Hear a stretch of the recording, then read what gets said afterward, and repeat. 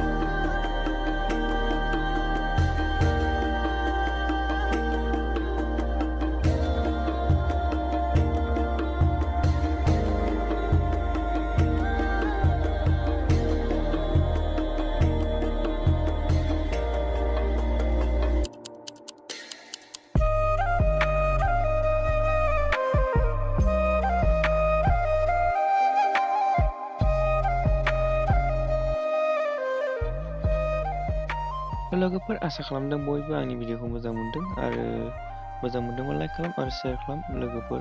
आरो जाय गोदान फैदों आंनि चेनेलखौ साबस्क्राइब खालामबानो जाबाय, मानो होनबा आं बिदिनो इम्पर्टेन्ट भिडिअ लाबोबाय थागोन। ओमफ्राय नोंसोर नुखाबायना खारनायनि, बारनाय आरो चेस्ट सुनाय आरो हाइट सुनायनि प्रसेसरा माबायदि जाखायो। नोंसोरबो बारा गिनाङा, फै आरो खारफै। होमबा दिनैनि भिडिअ एसेनोसै, बाय बाय।